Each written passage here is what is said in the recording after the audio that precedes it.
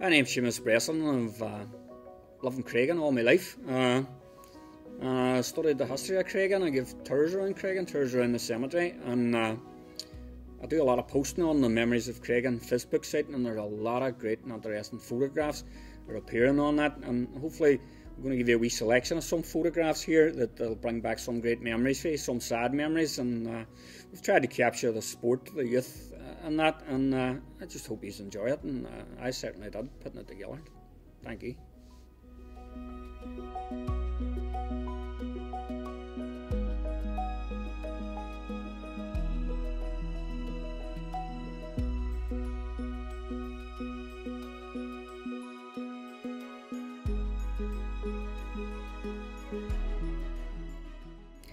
Great picture here of the old Crowby.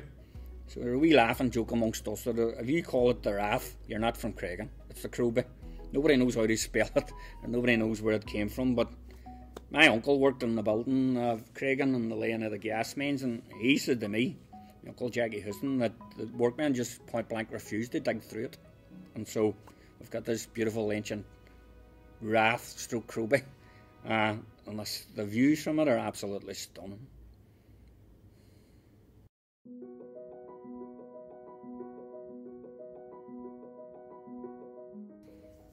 So the great event, the Battle of Bog side, there's a wee running joke here amongst the Creggan people that it was the Creggan people actually fought the Battle of Bog side. So here we see there Brian Kavanagh, well-known Creggan wee lad here, and these photographs of young boys that took part in 1969 in the battle.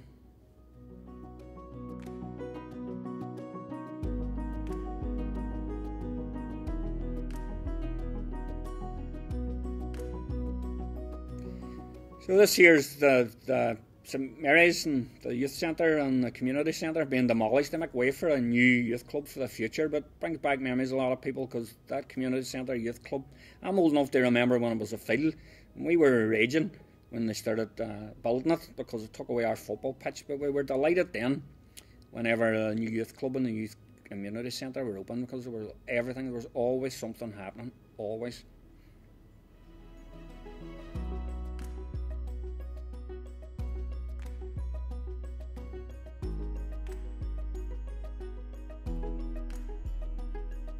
Great picture here of Bonfire Night, and they've got Wooly Whitelaw burning them. It's at the corner of Hagerty. Bonfires were a big tradition here. I mean, it's still to this day. You could get into serious trouble, but when you start claiming that your bonfire was bigger than anybody else's, and there's great rivalry between Creggan Heights and down our end. There was between Leanan and Melmore and that, and kept a lot of people busy and a lot of chapping and collecting and that, and people used to laugh that you couldn't get a day's work out of you, but you would have done anything for the bonfire, worked night and day, and then spent overnight shifts guarding it, protecting it.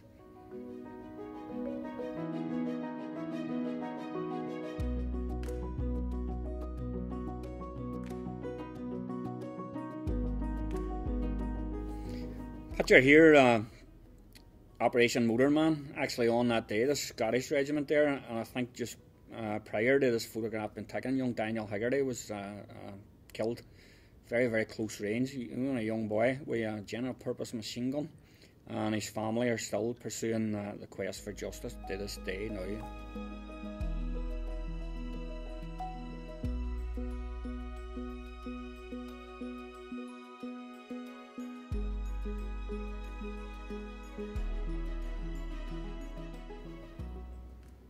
Marvellous photo here, a Saladin armoured car, basically a tank sitting down at Beechwood, just outside St Joseph's and the Rosemount Schools. And I mean, this type of armour there would have been, it's more akin to something you would see on a battlefield, attacking the Russians or something like that.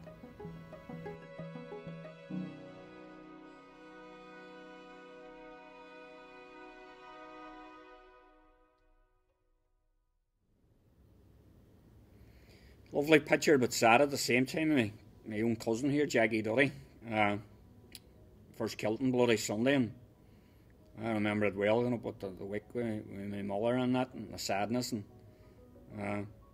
school, Holy Child's, they used our school for to take witness statements, and we got a few days off on that. Don't think a lot of people know this, but Jaggy's father, my Uncle Wally, was a decorated World War II veteran, and his grandfather was a World War II veteran as well.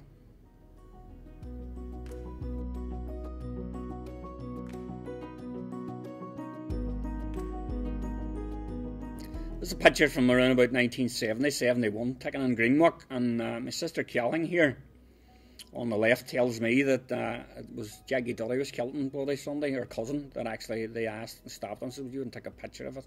So they were all the one age, so boys, girls and that, and I think it's an interesting wee bit of background, the fact that Jaggy took that from.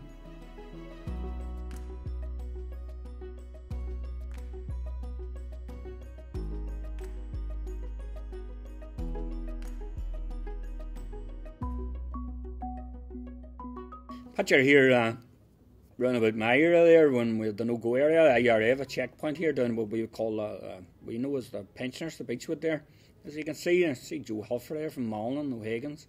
Iron men with masks and guns and that just was normal to us. Jump on in front of them and get your picture taken.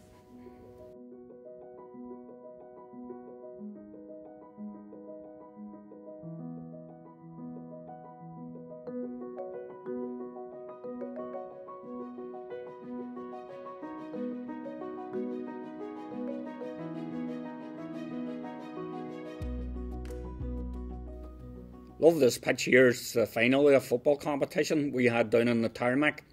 The tarmac was what it was, a tarmac, and it was used for the bonfires. So we were always great going up the wings, and we were good in nets, but nobody was good in midfield because you couldn't use midfield. That's where the bonfire was, and it was full of glass and nails, and so we were all great wingers. And this is Leanan. They won it. They beat Malin. I was playing for Melmore that day, and we were put out in the semi-final, but the great characters there, great man, Hugh Gallagher, organising it, and Mickey Drury, and we have the referee, Dermot. They're all great people, all voluntary working, done everything and anything to keep us out of trouble, but it didn't work that day because halfway during that match, the two British Army Land Rovers came down one of the streets, and everybody just stops the match and starts throwing stones at the Land Rovers, and then when they're away, you go back in and say, right, can anybody remember what the score was? And you start it off again.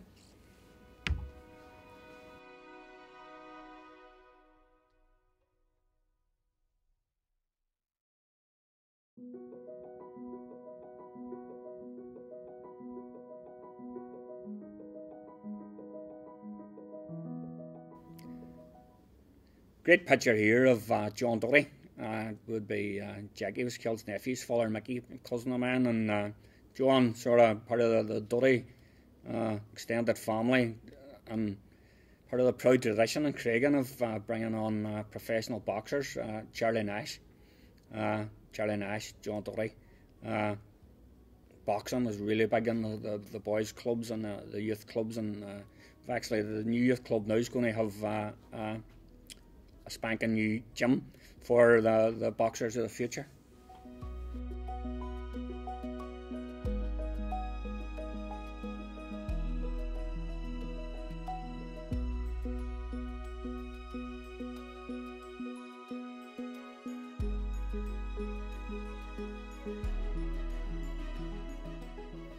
Lovely picture, Holy Child's, around about 1973. My sister Anne here's at the front, and I see young Jerry Houston with Andy Rush's passed on sadly, and one of Travers, and you can see all the smiles on their faces, and so jolly at Christmas. But 1973, there was a war going on outside the school window.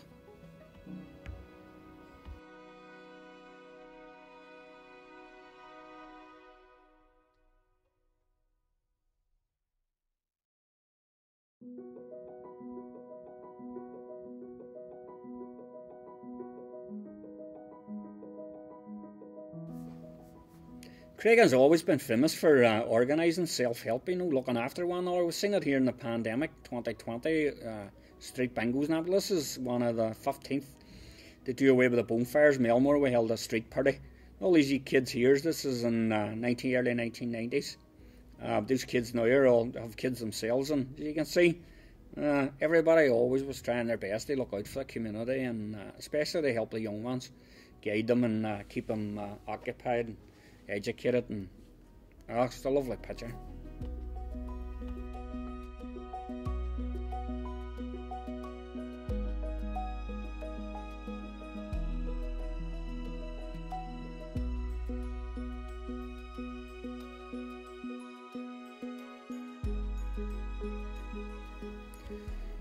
St Mary's Youth Club's always been the focal point for our youth in the area. I loved it myself. I remember watching West Germany and Holland 1974 in colour in the youth club. Well, here's Seamus Malak and the Emmons getting presented with awards by Liam Coyle. And as you can see, boys and girls there all happy to be in, kept busy. We Harry Jones down the front there. And the tradition continues anyway of looking after the youth and giving them plenty to do, keeping them fit and helping them towards a better future.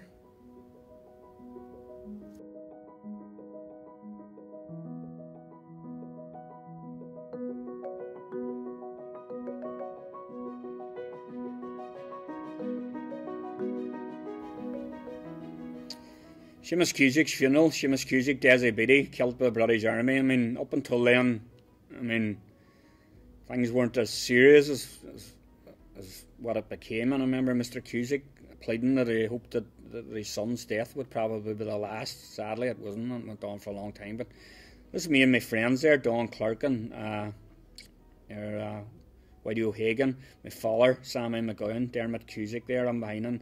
I'll never forget that the Cusic family welcomed the children on the street and they pay their respects at the wake, which was nice. And then whenever we sort of pushed our way to the front at the hearse, not one person ever told us to go away. We were welcomed at it. And looking at that picture now and looking at our wee smiling faces and that, or sad faces in this picture, but we never knew what lay ahead of us.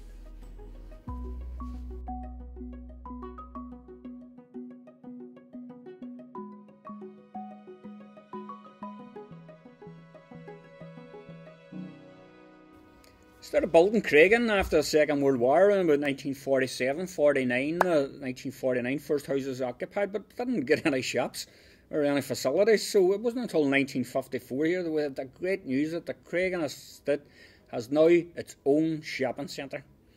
No more would you have to hoof it up and down the town, up and down that hill there, and Aaron Court and Clare Court, and with beautiful flats up above them. And I mean, we've all got memories of the Creggan shops, the fish shop and the butchers and the dairy and McKeever's shop, and paying things and tick, and a lot happened at it. And even in the 1950s, I've seen the shopkeepers and local residents actually pleading for more RUC patrols to keep the young ones under control. But it was highly significant, Creggan getting its own shopping centre. 1954.